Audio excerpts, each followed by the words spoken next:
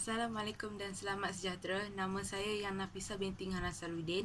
Pada hari ini saya akan bercerita mengenai cerita dongeng yang popular di negara Bulgaria.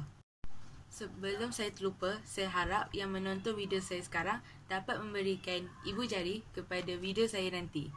Di Bulgaria, terdapat dua jenis cerita dongeng yang masih popular dan sehingga kini dijadikan bedtime story oleh ibu bapa di negara Bulgaria.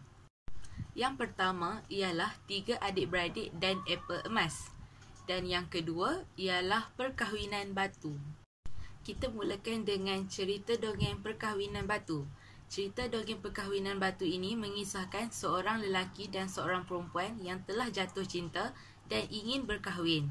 Tetapi pasangan ini mendapat tentangan oleh ibu bapa mereka. Walau bagaimanapun, pasangan ini tetap terus memujuk ibu bapa mereka untuk melangsungkan majlis perkahwinan. Dan akhirnya, majlis perkahwinan ini juga berlangsung. Tetapi, ibu kepada pengantin perempuan masih tidak merestui perkahwinan itu. Setelah selesai upacara perkahwinan, tiba-tiba pasangan ini bertukar menjadi batu. Malah, seluruh tetamu yang hadir juga turut bertukar menjadi batu.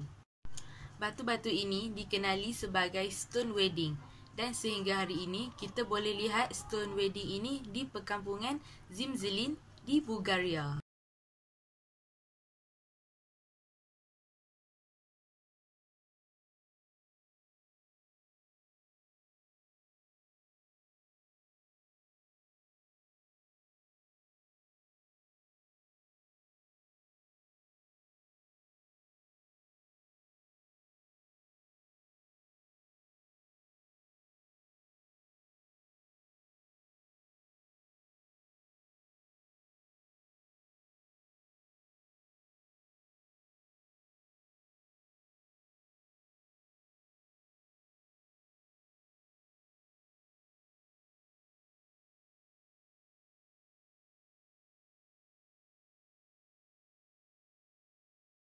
Kita beralih ke cerita dongeng yang kedua.